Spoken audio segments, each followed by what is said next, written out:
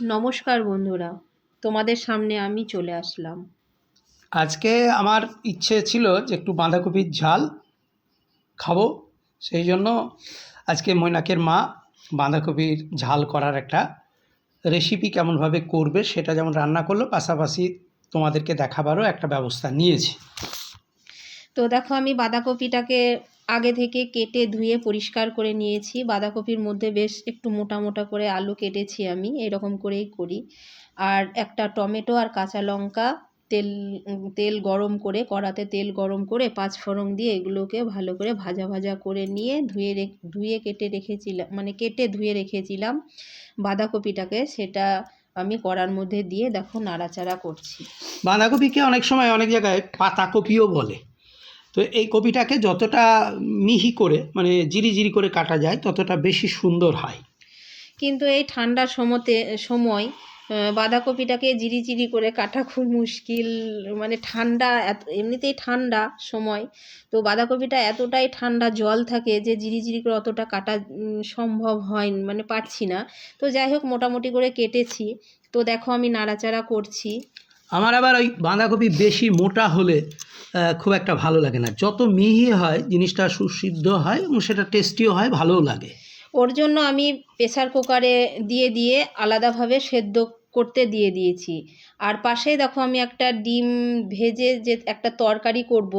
তো দেখো তেল গরম করে ডিম 3-4টে একসঙ্গে নিয়ে ভালো করে ফেটিয়ে আমি কড়ার মধ্যে ডিমটা দিয়ে দিলাম। তো ডিম আমি ভালো উল্টাতে পারি না, জানো। ডিম উল্টাতে না পারলেও আমার বড় ছেলে ডিমের ভাজা বা তাকে উল্টানো এসব কাজগুলো বেশ নিখুঁতভাবে করতে পারে। যদিও তার সময় পড়াশোনার ফাঁকে যদি পায় সেই কাজটুকু সে করে।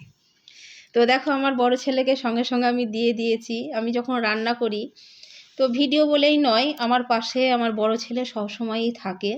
যখন ও বাড়িতে সময় পায় তখন আমার পাশে, আমি যখন রান্না করি তখন ও থাকে।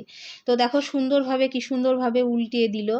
তো ডিম ভাজলেই আমি ওকে আগে থেকেই ডাক দিয়ে দিই যে মৈনাক চলে এসো, আমার ডিমটা একটু ডিমটা উল্টাতে হবে। যে কোনো রান্নাও তো একটা শিল্প। সেই শিল্পের কাজটা যতটা সুন্দর করা যায় ততটাই ভালো। কারণ মানুষ তো আহার তো আগে, খাবার প্রয়োজন সবচেয়ে বেশি।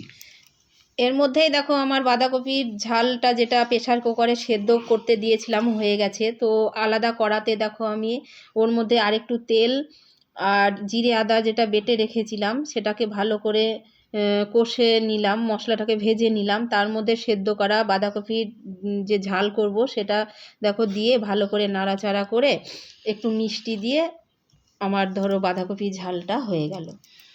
এবারে ডিমের তরকারি হচ্ছে, যেটাই হোক খুব সুন্দরভাবে হবে। এবং শীতের সময়ে যে কোনো রান্নাই বেশ কষা কষা সুন্দর একটু ভালো হলে ভালো লাগে। আর সেই ব্যবস্থাটাই যাই হোক হচ্ছে। দেখো অন্য কড়াতেই আমি ভালো করে মশলা, মানে রসুন, পেঁয়াজ, আদা, জিরে একসঙ্গে বেটে ভালো করে কষিয়ে আলু দিয়ে দেখো জল দিয়ে দিলাম। তো এই হচ্ছে আজকে আমার রান্না। তো আমার রান্নাটা কেমন লাগলো অবশ্যই তোমরা বলবে। তো সকলে ভালো থাকবে, সুস্থ থাকবে। আজকে এই পর্যন্ত, নমস্কার। প্রত্যেকে এই রেসিপিটা কেমন লাগলো একটু জানাবে এবং একটু কমেন্টস বক্সে কমেন্ট করবে। তো আজ